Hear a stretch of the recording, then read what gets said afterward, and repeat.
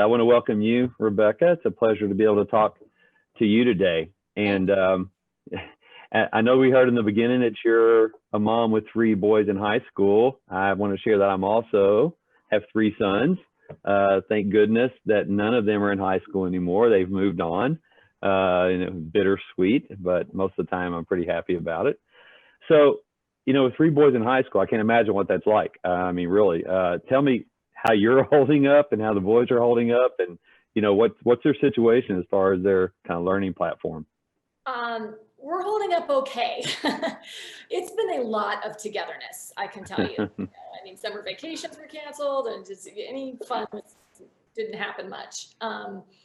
But we are 100% online, and like Ivan just spoke about, after our fall break, they intend to start school back with the hybrid model. It provided that the numbers continue to trend in the right direction. And I can tell you that when the email came out about the school reopening, I heard, yelps of joy in different rooms around the house with the boys being so excited. So they are beyond ready to go back. Yeah, I can imagine. I mean, I hear that same thing from people at work. I mean, at once this might have sounded great that we all get to work from home when we want to, but now, work and school is a different situation. So it's great that they want to go back. So what's your prediction in this hybrid situation that's coming up about how it's going to go? Do you think it's going to depend on the student or how well it's done? I mean, what are your thoughts on that? I would say, I think that there is my boys who were never on the heavy academic track. They weren't the kind of kids that just loved school. I think they have a new appreciation, and they see the privilege that it is to get to go to school now that they haven't been able to go, since mid-March. Yeah, probably so. So, with the high school experience being different this year, and also the experience for planning for life after high school, do you feel like your son, that's probably the closest to that stage, is going to be prepared to go to, whatever his post-secondary education goal is, given kind of the pandemic and the situation? So my oldest is a junior this year, and I think he might not be as prepared, but the thought that gives me comfort is that his entire graduating class will all be in the same boat. And so at least they will all be underprepared together.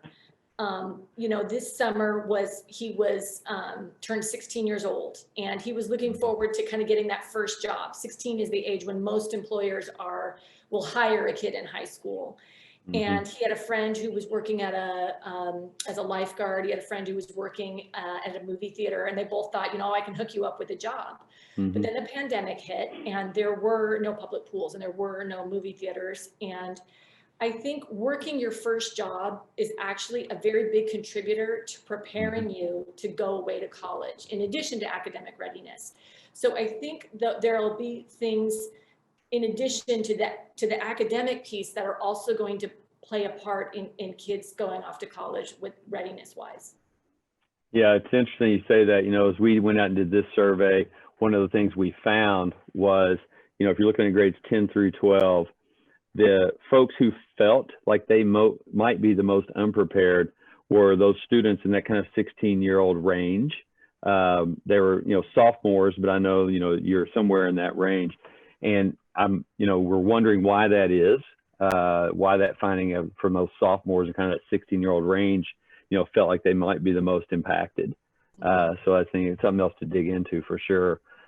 So, as we think about COVID, has that changed anything about how you as a parent are thinking about post-secondary education, especially when it comes to things like paying for it, planning for it, how you keep your son healthy and safe, and, whether he's even going to go or not? Is it worth it? I certainly had those considerations earlier in the pandemic. At this point, we do not. We know a lot more than we did earlier. So I would say the plan is still to go to college in the traditional sense, live on campus in a dorm. I do know some parents who have older kids who started at the university this fall, and I've been checking in with them on how it's going. A lot of them are being taught class called online live, which means that the students are on the computer all at the same time, and the teacher gives the lecture in real time, almost like what we're doing today. It's not ideal, but it's what the solution is for right now. Yeah, got it. So, you're talking to those parents that have students that are there. Are you also talking to parents that have students that are close to your son's age? What's kind of the feel out there as you talk to your friends? Yeah, actually, it's funny you should ask, because in preparation for being on this panel, I did ask around, and I can tell you, I did not encounter a single parent who had been planning on sending their child to college that is now going to make a different choice because of COVID. And I think also that maybe has changed in the last 6 months. I think as we've learned more data and things, that people are just feeling less afraid. That's terrific, and it does back up what I said at the beginning. One of the key findings we had, and we were, thankful for the finding, was that for the most part, people still want to and see the value of attending a post-secondary institution to get that high value credential, whether it's a professional certificate or, a traditional bachelor's degree. So I think that, what you say here is backing up that also. So, the one thing that we also heard is that parents said right now, and, probably for lots of reasons, is that they wanted access and could use more access to, scholarship information and application information, probably some of these things they traditionally got in a physical setting. Do you feel like parents have the information they need right now? And if you don't, what would be maybe some recommendations as a parent about how people could get you that information or how you could go retrieve it? Well, I would say if there is any silver lining to this pandemic experience, it's that we have all had to become more technically savvy. Back in my day, an entire college application and the loan application process was all on paper, but now anything can be accomplished online. So I do feel that parents have the information they need related to access to scholarships for the college application process. I think in Arizona, we are blessed to have amazing programs like the College Depot. And I think organizations like Expect More Arizona and College Success Arizona. So I think with just a little bit of Googling, parents and students can find exactly what they need.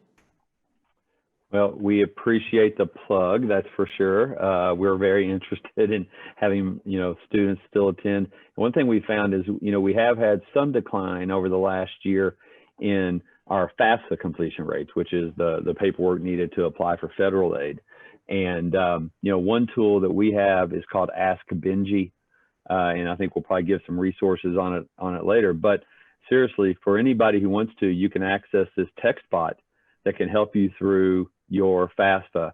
And, this year it's going to be offered to really anybody who wants it, but we've got about 50,000 seniors who we think will actively use it this year. So when you get the resources at the end, if you're looking for another piece of help, Ask Benji might be able to help you and your son. So last question for me. So if your school or the community you live in could do anything better to support you and other Arizona parents in preparing their child for post-secondary education right now during this time, what would that be? What would be your one big thing?